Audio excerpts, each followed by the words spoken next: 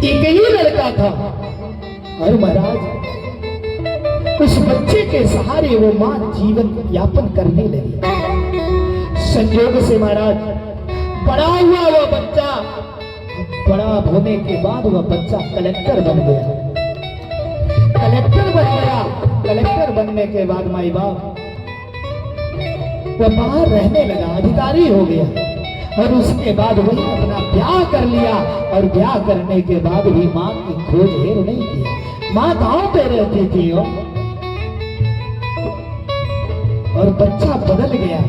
पत्नी आई, ऐसा बदला कि मां को याद नहीं कर रहा था। प्यारे, जब उसकी नौकरी कुछ दिन बीत गई, उसको लगा कि मां की याद थोड़ी सी आई कि मेरी मां भी गांव पर है, कम से कम मां का पता तो करें। इतने दिनों के बाद वह बच्चा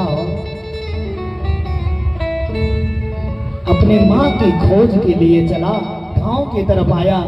जब गांव में आया तो सारा झोपड़ी टूटी फूटी पड़ी है माई बाप। गांव में पूछा, लोग कहे तेरी मां मर गई बेटा, और मरते मरते तेरा ही नाम रखती मर गई हो कि मेरा बेटा इतना बड़ा अधिकारी बना।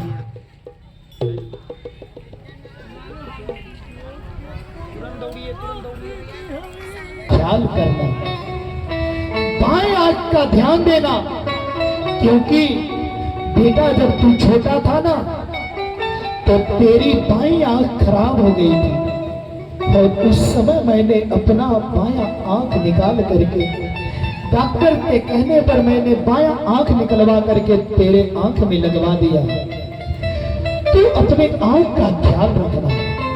महाराज, तो बेटा पत्र पढ़ करके रोता हुआ जमीन पर गिर पड़ा और अपना माथा उस जमीन पर पटकने लगा और रोने लगा। महाराज, वाह, ये होती है मां।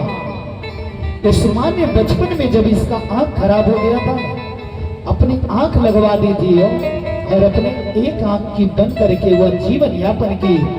हर मरते दम तक उस आंख के लिए उस बच्चे की चिंता करते हुए मां एक पत्र लिख करके चली गई है। वह बच्चा रोता रहा और उसी दिन से वह नौकरी छोड़ दिया महाराज, और जा करके सन्यासी बन गया। बोलिए कृष्ण भगवान की जय हो। ये होती है माई बाप माँ की महिमा।